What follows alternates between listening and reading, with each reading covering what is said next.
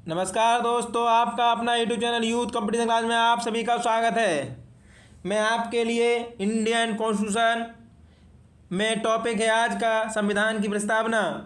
मैं आपको संविधान की प्रस्तावना से संबंधित प्रश्न पूछे जाते हैं, इनके बारे में आपको थोड़ा शॉर्ट डिटेल में बताने जा रहा हूँ, जो आपकी परीक्षाओं के लिए अति महत्वपूर्ण है।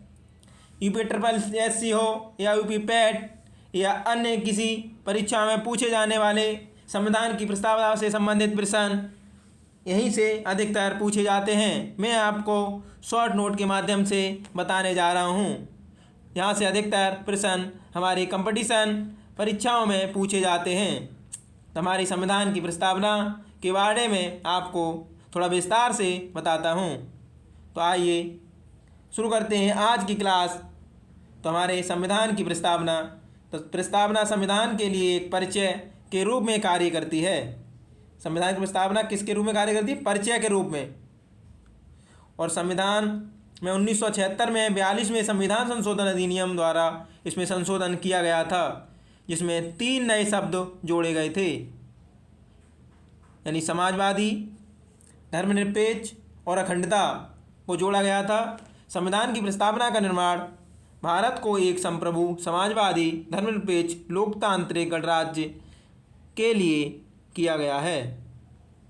यह भारत के सभी नागरिकों के लिए न्याय, स्वतंत्रता, समानता को सुरक्षित करती है और लोगों के बीच भाईचारे को बढ़ावा देती है। ये थी संविधान की प्रस्तावना की महत्वपूर्ण जानकारी। आइए कुछ बिंदुओं पर गौर करते हैं प्रस्तावना के बारे में। प्रस्तावना यानी उद्देश्य का संविधान में आदर्शों और उद्देश्यों व आकांक्षाओं का संक्षिप्त रूप है। अमेरिका का संविधान प्रथम संविधान है जिसने अपने देश के संविधान में उद्देश्य को शामिल किया है या सम्मिलित किया है। भारत के संविधान की उद्देश्य का पंडित जवाहरलाल नेहरू द्वारा संविधान में प्रस्तुत उद्देश्य प्रस्ताव पर आधारित है।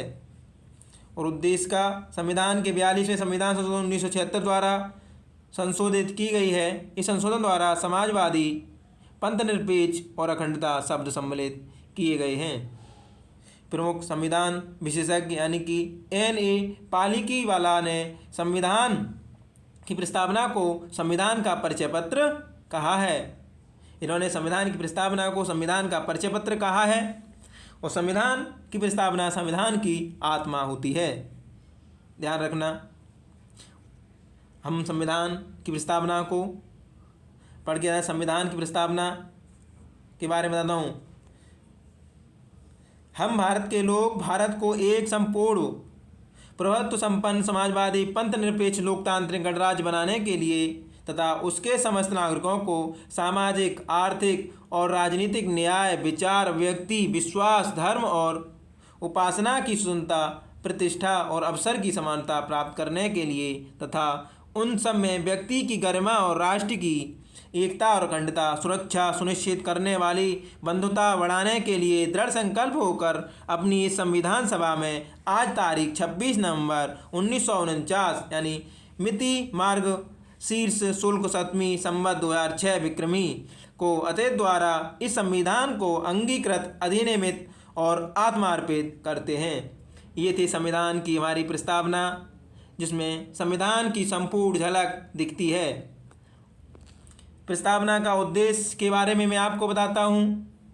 तो प्रस्तावना का उद्देश्य है सामाजिक, आर्थिक एवं राजनीतिक न्याय उपलब्ध कराता है, यानी 3 प्रकार के न्यायों के बारे में वर्णन किया गया है हमारी प्रस्तावना में। विचार, मत, विश्वास, धर्म तथा उपासना की स्वतंत्रता प्रदान की गई है। 3 प्रकार की न्याय और 5 प्रकार की स्वतंत्रताओं के बारे में हमारे संविधान की प्रस्तावना में वर्णन किया गया है। 5 प्रकार की स्वतंत्रता। ध्यान रखना, पूछ लेता स्वतंत्रता में कितने प्रकार की स्वतंत्रताएं हैं? तो 5 प्रकार की। ठीक है। पद एवं अवसर की समानता और 2 प्रकार की समानता। समानता कितनी है? 2। व्यक्ति की गरिमा एवं राष्ट्र की एकता और अखंडता को सुनिश्चित करने वाली बंधुता स्थापित करना भी है। इसके आवश्यक तत्व कह रहा है उद्घोषित करती है कि भारत की संप्रभुता भारत के लोगों में निहित है। भारत की संप्रभुता भारत की जनता में निहित है। उद्घोषित करती है प्रस्तावना कि भारत भारतीय राज्य की प्रकृति संप्रभु, समाजवादी, पंथ निरपेक्ष, लोकतांत्रिक और गणराज्य है। और संविधान की प्रस्तावना उद्घोषित करती है कि भारत के लोगों का उद्देश्य न्याय, स्वतंत्रता, समानता प्राप्त करना तथा बंधुत्व की भावना का विकास करना है। उद्घोषित करती है प्रस्तावना कि भारत का संविधान 26 नवंबर 1949 को अंगीकृत, अधिनियमित और आत्मार्पित किया गया है। पारिभाषिक शब्दों के भावार्थ या उनके अर्थों के बारे में मैं आपको बताता हूँ। यानी कि संविधान की प्रस्तावना हम भारत के लोगों से शुरू होती है और हम भारत के लोगों का अर्थ है यानी भारत के लोग संपूर्ण भारतीय राज्य व्यवस्था का मूल आधार है। इन शब्दों का महत्व इस अर्थ में है कि अपने संपूर्ण इतिहास में पहली बार भारत के लोग इस स्थिति में हैं कि अपने भाग्य का निर्माण करने का निर्णय स्वयं कर सकते हैं। दूसरा शब्द यह शब्दावली है भारतीय समाज के अंतिम व्यक्ति का प्रतिनिधित्व करती है कि हमारे भारत और उसकी व्यवस्थापिका का स्वरूप क्या हो। ध्यान रहे कि इसमें पूर्व सभी अधिनियमों को ब्रिटेन ने पारित किया था, जबकि यह संविधान भारत की प्रमुख संप्रभुत्व संपन्न संविधान सभा ने भारत के लोगों की ओर से अधिनियमित किया था। और संप्रभुता का अर्थ है, इस शब्द का अर्थ है कि भारत में अपने आंतरिक और बाह्य मामलों में पूर्णतया स्वतंत्र है। अन्य कोई सत्ता इसे अपने आदेश के पालन के लिए विवश या बाध्य नहीं कर सकती। ये हमारे संविधान की संप्रभुता है। भारत में स्वतंत्र होने के बाद से 1949 में राष्ट्रमंडल की सदस्यता स्वेच्छा से की थी। यह भारत की संप्रभुता का उल्लंघन नहीं है। अगला है समाजवादी शब्द। इस शब्द का विशिष्ट आर्थिक व्यवस्था का घोतक है। इसमें राष्ट्र की आर्थिक गतिविधियों पर सरकार के माध्यम से पूरे समाज का अधिकार होने का या होने को मान्यता दी जाती है। यह पूंजी तथा व्यक्तिगत पूंजी पर आधारित आर्थिक व्यवस्था यानी पूंजीवाद के विपरीत संकल्पना है। 42वें संविधान संशोधन द्वारा शामिल किए जाने से पूर्व यह नीति निर्देशक तत्वों यानी डीपीएसपी के माध्यम से संविधान में शामिल था। समाजवादी शब्द को उद्देशिका में सम्मिलित करना हमारे राष्ट्रीय आंदोलन के उद्देश्यों का या उद्देश्यों के अनुरूप है। अगला है पंथ निरपेक्ष। पंथ निरपेक्ष यह शब्द घोषित करता है कि भारत एक राष्ट्र के रूप में किसी धर्म विशेष को मान्यता नहीं देता। इससे यह भी घोषित करता है कि भारत के सभी धर्मों का आदर समान रूप से करता है। ये धर्मनिरपेक्ष का अर्थ है, सभी का समान रूप से आदर करते हैं। सभी नागरिक अपने व्यक्तिगत विश्वास, आस्था और धर्म का पालन, संरक्षण और संवर्धन करने के लिए वे स्वतंत्र हैं। किसी पर कोई दबाव नहीं बनाया जा सकता। यह शब्दावली 42वें संविधान संशोधन द्वारा उद्देशिका में सम्मिलित की गई है। यद्यपि पंथ निरपेक्ष के मूल तत्व संविधान के अनुच्छेद 25 से 28 में समाहित हैं। अगला शब्द है लोकतांत्रिक। लोकतांत्रिक का अर्थ है यह अत्यंत व्यापक अर्थों वाली शब्दावली है। इससे ध्वनित होता है कि आम आदमी की आवाज़ महत्वपूर्ण है। शासन प्रणाली हो या समाज व्यवस्था, सभी क्षेत्रों में लोकतांत्रिक की स्थापना उद्देश्य का तात्पर्य यह घोषित करता है कि हम सभी समान हैं तथा क्योंकि हम मनुष्य हैं इसलिए अपने वर्तमान और भविष्य के उद्देश्यों, नीतियों को तय करना हम सबका समान अधिकार है। अगला है उद्देशिका में प्रयुक्त लोकतांत्रिक शब्द भारत को लोकतांत्रिक प्रणाली का राष्ट्र घोषित करता है। भारत में अप्रत्यक्ष लोकतंत्र के अंतर्गत संसदीय प्रणाली को अपने ऐतिहासिक अनुभवों के आधार पर चुना है। गणराज्य शब्द का तात्पर्य है कि राष्ट्र का प्रमुख या अध्यक्ष नियमित अंतराल पर नियमित कार्यकाल के लिए चुना जाता है। ये गणराज्य का अर्थ है। यानी ब्रिटेन में वंशानुगत आधार पर राजा या रानी राष्ट्र का प्रतिनिधित्व करते हैं, जबकि हमारे यहाँ ऐसा नहीं है। जबकि शासन की बागडोर वहाँ के प्रधानमंत्री के हाथों में है। ब्रिटेन में भारत में गणतंत्र भारत में गणतंत्रात्मक व्यवस्थापिका के अंतर्गत राष्ट्र और शासन का प्रमुख एक ही पदाधिकारी यानी कि राष्ट्रपति होता है। सामाजिक, आर्थिक और राजनीतिक न्याय उद्देश्य का भारत के नागरिकों को आर्थिक, सामाजिक और राजनीतिक न्याय प्राप्त करने के उद्देश्य की घोषणा करती है। न्याय का सामान्य अर्थ होता है कि बिना भेदभाव की सभी को न्याय मिलना चाहिए। राजनीतिक न्याय सहित आर्थिक और सामाजिक न्याय के उद्देश्यों को प्राप्त करने के लिए नीति निर्देशक तत्वों यानी संविधान के भाग 4 में मूल अधिकार, संविधान के भाग 3 में विभिन्न प्रकार के प्रावधान हैं। सामाजिक, आर्थिक और राजनीतिक न्याय का लक्ष्य 1917 में रूसी क्रांति से प्रेरित है। अगला है विचार, व्यक्ति, विश्वास, धर्म और उपासना की स्वतंत्रता। इस शब्द का नकारात्मक अर्थ होता है प्रतिबंधों का अभाव, जबकि सामान्य अर्थ होता है व्यक्तिगत विकास हेतु समान अवसरों की उपलब्धता। और उद्देशिका में वर्णित इन सभी आदर्शों की प्राप्ति के लिए संविधान के भाग 3 में मूल अधिकारों के अंतर्गत प्रावधान किया गया है। अगला शब्द है प्रतिष्ठा और अवसर की समानता। इस शब्द का तात्पर्य है कि अंतार्किक विशेषाधिकारों की समाप्ति, आगे बढ़ने के समान अवसर तथा मानव होने के आधार पर सभी समान हैं। इससे संबंधित प्रावधान संविधान के भाग 3 और भाग 4 में उल्लिखित हैं। व्यक्ति की गरिमा, राष्ट्र की एकता और अखंडता सुनिश्चित करने वाली बंधुता। बंधुता शब्द राष्ट्र के सभी नागरिकों के बीच भावनात्मक संबंधों को दृढ़ करने का आदर्श प्रस्तुत करता है, जैसा कि परिवार के सदस्यों के बीच में होता है। ये था व्यक्ति की गरिमा, राष्ट्र की एकता और अखंडता सुनिश्चित करने वाली बंधुता शब्द का अर्थ। भावनात्मक एकता के अभाव में ना तो व्यक्ति के सम्मान की रक्षा की जा सकती है और ना ही राष्ट्र की एकता और अखंडता संरक्षित रह सकती है।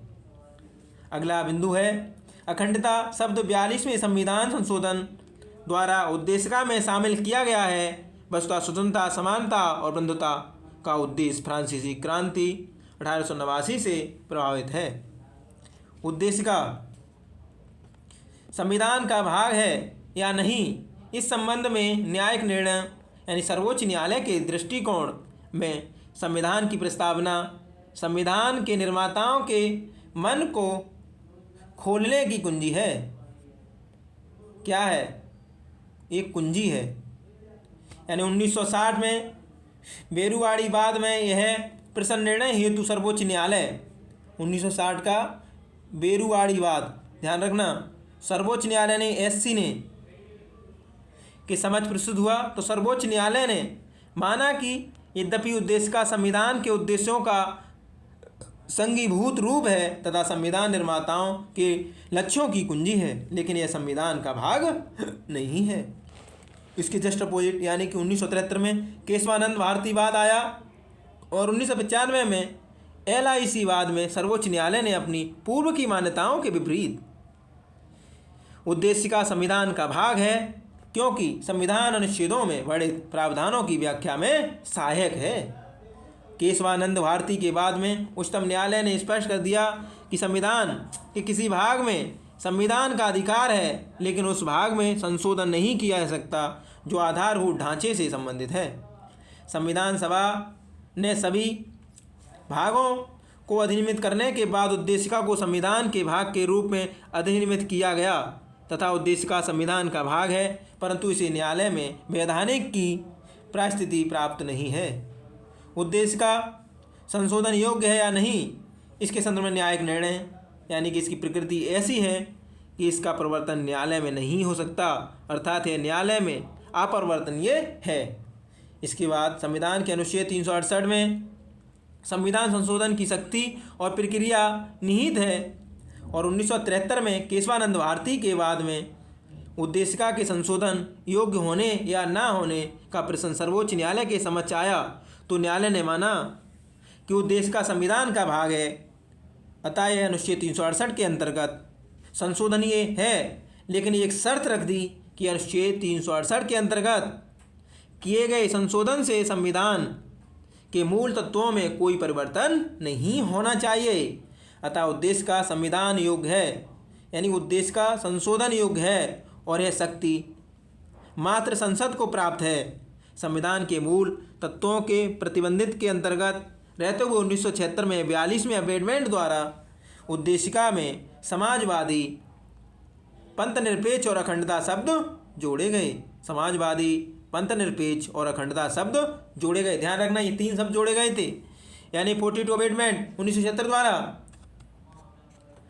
अगला उद्देशिका का महत्व है, कहता है संविधान, पहला बिंदु, संविधान के मूल सामाजिक, आर्थिक और राजनीतिक दर्शन की अभिव्यक्ति है उद्देशिका। अगला महत्वपूर्ण बिंदु है, संविधान निर्माताओं के महान और आदर्श विचारकों की कुंजी है हमारी प्रस्तावना। और सर अल्लादी प्रसाद स्वामी अय्यर के अनुसार उद्देशिका हमारे सपनों और विचारों का प्रतिनिधित्व करती है। संविधान की प्रस्तावना के एम मुंशी के अनुसार उद्देशिका हमारे प्रभुत्व संपन्न लोकतांत्रिक गणराज्य की जन्म कुंडली है। इनका ये महत्वपूर्ण विचार था। और अगला है, सर अर्नेस्ट बार्कर के उद्देशिका को अपने सामाजिक, राजनीतिक विचारों की कुंजी माना तथा अपनी पुस्तक में principle of social and political theory में आमुख के रूप में शामिल किया। और एम हिदायतुल्लाह के अनुसार उद्देशिका हमारे संविधान की आत्मा है, यानी कि संविधान की प्रस्तावना संविधान की सर्वोच्च आत्मा है। जिस तरह शरीर का महत्वपूर्ण अंग आत्मा है, उसी तरह संविधान का महत्वपूर्ण पार्ट संविधान की आत्मा है। अन्य तथ्य हैं, संविधान का दार्शनिक आधार, यानी पंडित जवाहरलाल नेहरू ने उद्देश्य प्रस्ताव यानी अमेरिकी प्रस्तावना पर आधारित है। संविधान में प्रस्तुत 13 दिसंबर 1946 को किया और सर्वसम्मति से स्वीकार 15 दिसंबर 1946 को किया गया। संविधान की प्रस्तावना संविधान की आत्मा है और प्रस्तावना में अब तक सिर्फ एक बार अमेंडमेंट यानी संशोधन किया जा चुका है, एक बार मात्र, यानी 42वें संविधान 1976 द्वारा। और उच्चतम न्यायालय के अनुसार प्रस्तावना संविधान निर्माताओं के मन की कुंजी है। भारत के दूसरा बिंदु है, भारत के लोगों के आदर्शों और आकांक्षाओं का प्रतीक है। और बेरुवाड़ू मामला था 1960 का। प्रस्तावना संविधान का हिस्सा नहीं लेकिन भारतीय संविधान की कुंजी माना गया था। और गोलकनाथ बाद आया था 1969 में। इस गोलकनाथ बाद में उच्चतम न्यायालय ने न्यायमूर्ति थे हिदायतुल्लाह ने कहा कि यदि विधानमंडल द्वारा प्रयुक्त किसी शब्दावली में कोई शंका है या हो तो उसे दूर करने के लिए विश्वसनीय तरीका यह है कि उसके मूल में निहित भावनाओं का आधार कारणों पर विचार करने के लिए संविधान की प्रस्तावना का आश्रय लिया जाए, यानी कि इसका सहयोग लिया जाए। और केशवानंद भारती मामला था 1973। इसमें संविधान में प्रस्तावना का हिस्सा है, यानी प्रस्तावना संविधान का हिस्सा है और संवैधानिक संशोधन के अधीन माना गया। और बेमुआई मामला 1993 प्रस्तावना संविधान का अभिन्न हिस्सा है। ये थे महत्वपूर्ण बात, ये थे हमारे संविधान की प्रस्तावना से महत्वपूर्ण बिंदु। और संविधान से प्रस्तावना से अधिकतर प्रश्न पूछे जाते हैं, इसके लिए आप वीडियो को शुरू से अंत तक अवश्य देखें। अगर आपको ये वीडियो अच्छी लगे तो लाइक, शेयर एंड सब्सक्राइब अवश्य करें। Thanks for watching all of you.